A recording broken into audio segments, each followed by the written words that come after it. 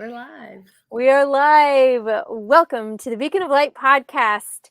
Today is day 10 of our favorite things. So this is an exciting time, and I have invited amazing friends, amazing entrepreneurs, amazing artists, amazing authors, and the whole shabam right here. And so tonight, y'all get to meet Miss Lori Thompson. And so before we jump into that, let's get into this. I'm April Tribe Juke. Welcome to the Beacon of Light podcast. I believe we are all made with light, and light is hope. This podcast brings authors who write stories of hope to all of you. Your journey to be inspired and amplified by these stories starts now. All right, we are back live.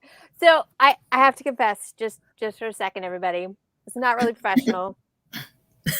My front door just broke. So we are a little disheveled. You have to laugh at this point. We have to laugh at this point.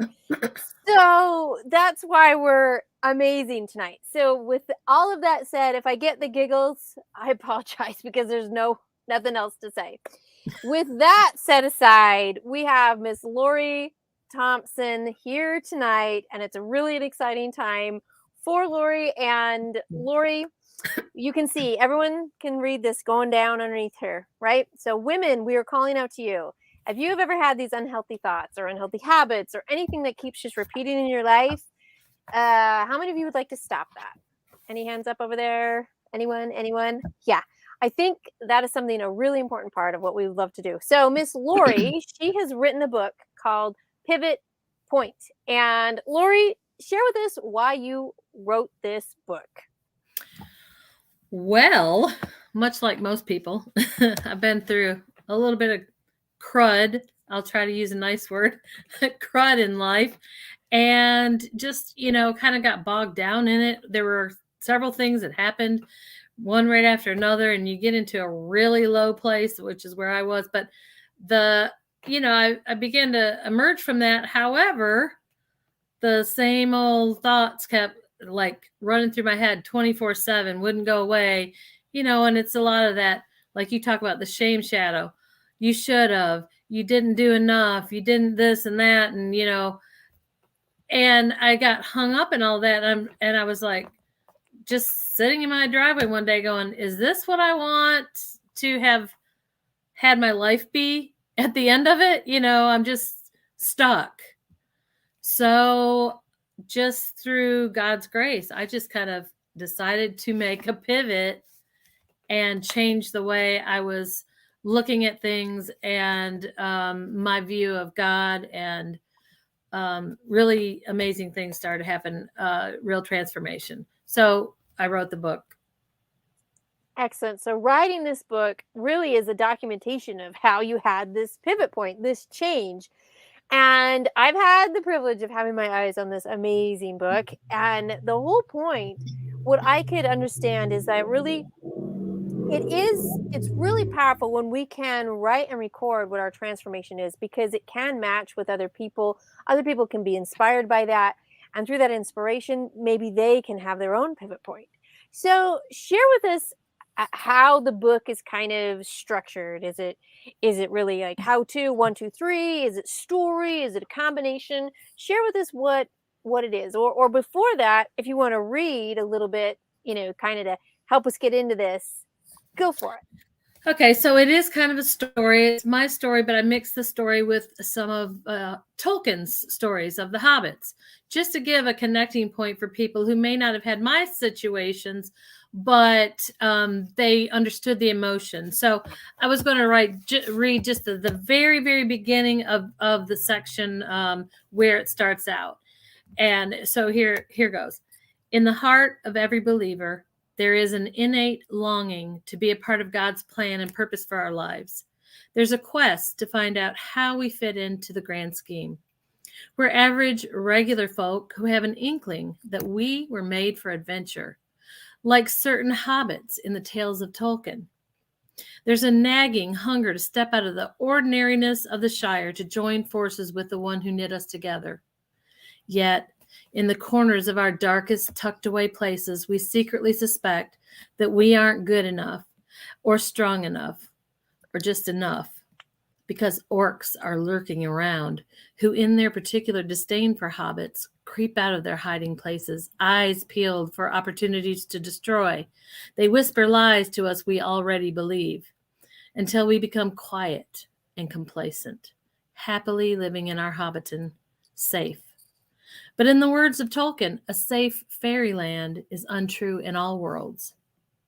What if you stopped coming to the battle armed with little more than faulty beliefs? What if your perceptions of God, yourself, and the world around you were simply misinformed by your perspective? What if changing your perspective could not only win the battle, but the war? What if understanding who you are in light of whose you are could change everything? What if that understanding sparked a new vision, igniting a life lived on purpose as you become more fully connected to and directed by the one who made you? What if I told you that's the secret to everything?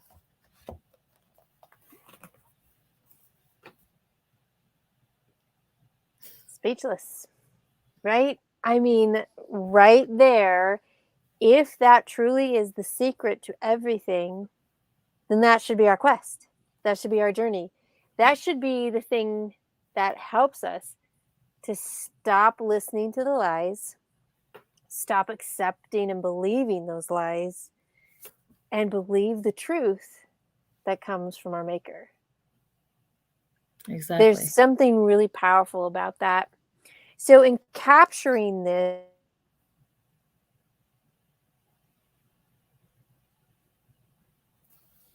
so what do I want to do?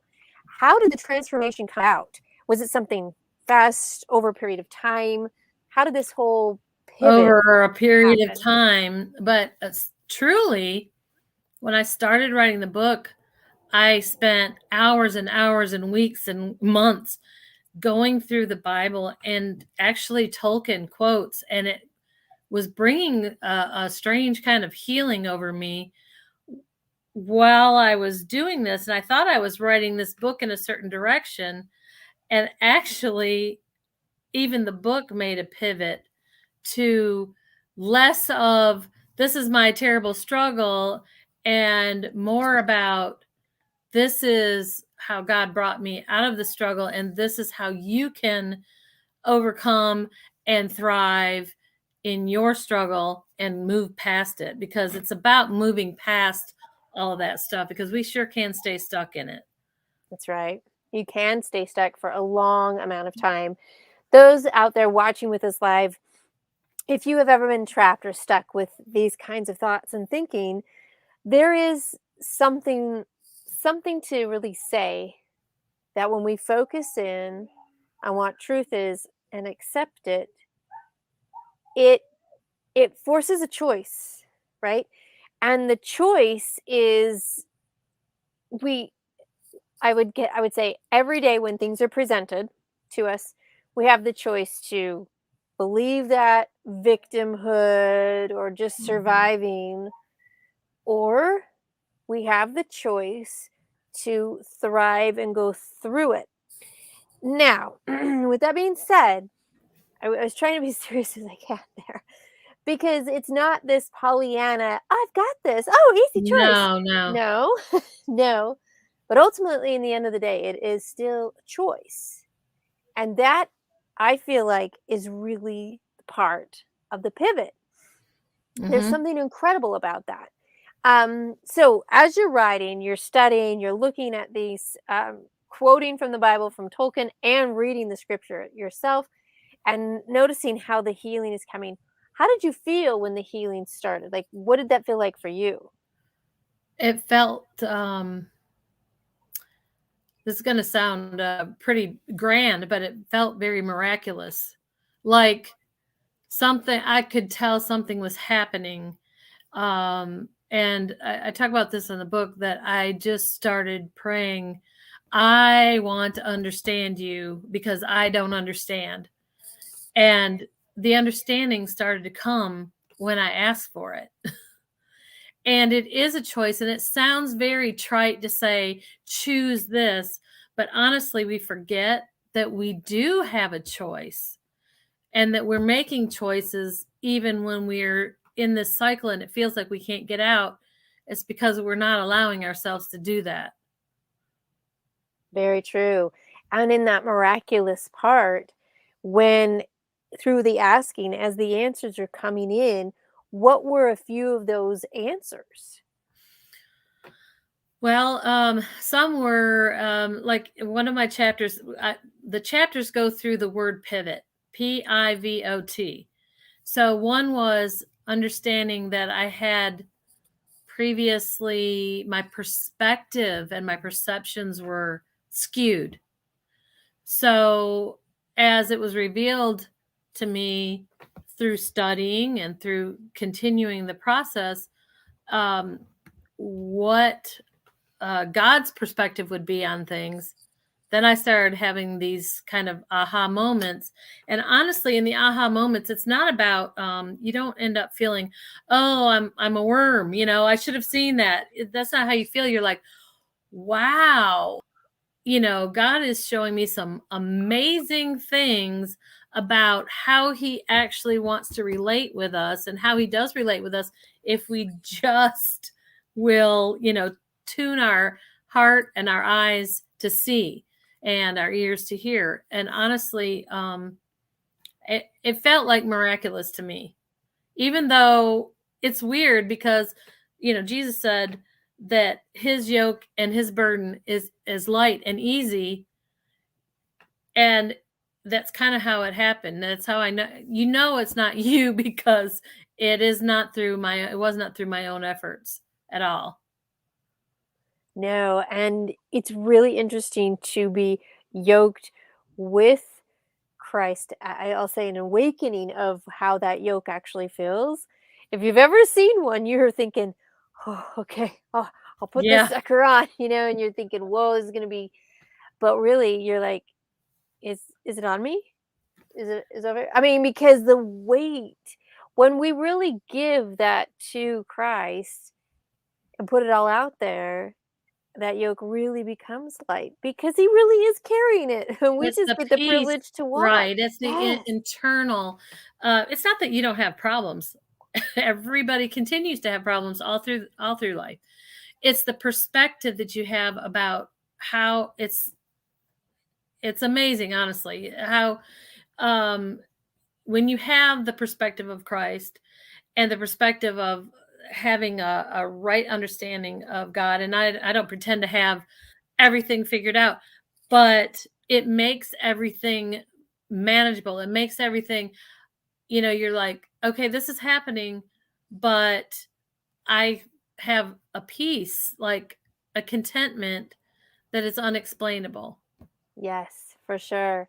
And Melissa, I popped up this comment that she has. The spiritual awakening they talk about in recovery programs and rehab has a very similar understanding, and it is true because suddenly you're outside of the addiction and of the problems and of the cycle, and you can see more clearly about what's happening, and it starts a belief.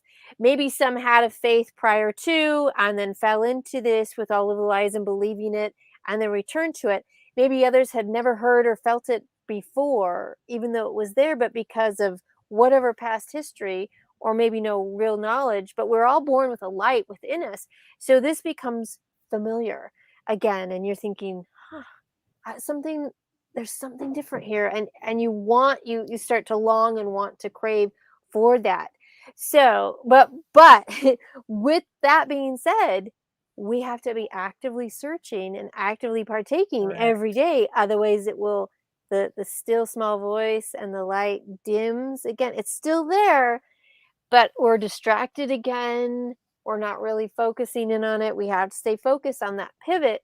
And the idea of it pointing, right? We have that place where we really can make all of those turns to see what it is that God would have us connect with. Amazing. Absolutely. Yeah. Yep. So, Lori, in the blog today, I was also able to put up a few other things that you are suggesting and offering besides our pivot point book. There, I can say it. And one of them is a calendar type of. Share with us a little bit about that.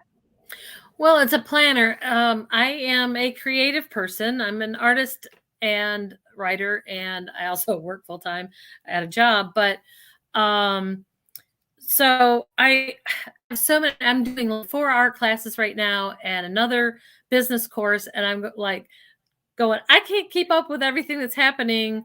So I need a planner, but I couldn't find anything that would fit me or fit a creative person, plus incorporate faith into it. So I made it for myself mostly. It's a calendar, it's a planner, it's a place for you to write down, like if you're going through a Bible study, you're doing your Bible reading, to write down particular verses, or say, a weekly prayer to concentrate on. But it's also a place to doodle and scratch out some ideas.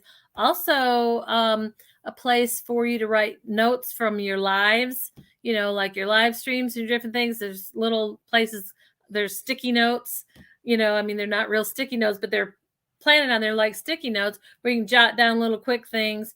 So it's 100 pages on 2 sides. So if you just did it digitally, it's 200 pages. If you printed it out, it's 100 pages. But I don't right now. It's only digital. I'm looking at getting it printed out into a spiral format so that when you open it up, you have the whole thing open out to you if you need that kind of thing, which I do. I like a tangible product. So anyway, there's 3 different designs, and yeah, that's what I put that together for myself, but also for sale. So yeah. Awesome. And so that whole concept is really powerful when we can put it down. And I am tangible as well. Got to put it down there, see it there, and then I usually move it to digital. But I got to put it here first, right? Right. I got to put it here. There's just something connecting with that. And when we can have those opportunities, it might help to clarify and sharpen some of our pivot points because we have it recorded, right? Right. And sometimes when we talk about journaling, sometimes that can become intimidating, like, oh, I don't have a formal journal, or oh, I'm not a good speller, and what if I mess up? Whatever the barriers can be, right? Something like this where it's like, oh, I'm just putting things down quick, it seems to remove a Yes. lot of that, That's right? exactly because I do get intimidated by this whole, here's a giant journal of empty pages. So yeah, this is more like jotting something down quick, but it incorporates all those little elements, creative elements. It's actually called Create 2022 and planner. And then it's got a little verse, Lord, direct my path, and so it's for, well, it's for women because it's clearly a female feminine design, but but I love the signs. It's a feminine design, but it's also to help women of faith kind of keep on track, but in a real non-intimidating way. Right. And I think that's a really great part about this other product that you have. So I would like you guys to see if I get back here. Da, da, da. So that is how you contact Miss Lori. Miss Lori Ann Thompson at Outlook.com. Just her email. Go ahead and send her an email and see what she can do to help with you. Now, her book, Pivot Point, is also on Amazon.com. You can go there and find it. And it is a really awesome book. And because Lori is so creative, she does. Lori, not it's not only her own drum, it's not only her own whatever. I mean, Lori is the out of the box kind of gal. I'm telling you what. She built the box, and then she rebuilt the box, and then she recolored it. I mean, like the whole thing. So this book, when you get it, you'll be surprised because it's not just on one side. You also get a flip side to this sucker. I mean, check this out. Look at that. You get front and back. Whoopsie doopsie. And there is a whole nother part to that book to help encourage you along with that pivot. So again, if you're looking for something really refreshing, holidays, Black Yeah. Friday, like Yeah. some opportunities to really give. And I love doing this right now with the Beacon of Light favorite things in November because you can get some of these things now and kind of start practicing and getting your groove on so that you have the new you for the new year ready to go versus waiting, and then starting and then maybe becoming overwhelmed. you kind of get this practice, kind of like, like a mock-up, like a do-over kind of a deal. And then when you're really ready, you can say, well, I've already practiced this for the past 4 or 5 weeks, and this is pretty good. Now I know, and I can put in some of these ideas and these plans into work. So go there to Miss Lori Thompson at Outlook.com, and she can connect with you and, share with you other ideas and information. And I'm talking to you guys, her art is awesome. It tells such a great story. And she has a fantastic story that she shared with me last January, and I will never forget it. Just that idea and concept of just this love for creation. I mean, who created us? God. And when he can share that creativity with us, as Lori does through her art as well as through her words, it just meets you right in the heart. So with Pivot Point, again, Amazon.com, or go down here to Miss Lori Ann Thompson at Outlook.com and go there, get in connection with her, and see how she can help you have a better new you for the new year in the Speaking of Light favorite things. So, Lori, any last words that you want to share with all of us here tonight? No, just thank you. Anybody who's on right now, I can't tell, but anyone who's on or catches the recording, thank you. And I really think that you will be blessed by the book. It's about great outcomes, not about stuck in what's gone on in the past. That's right. We want to have those outcomes come forward. Thank you, Miss Lori Ann. I will see y'all later. Bye, everybody. Bye.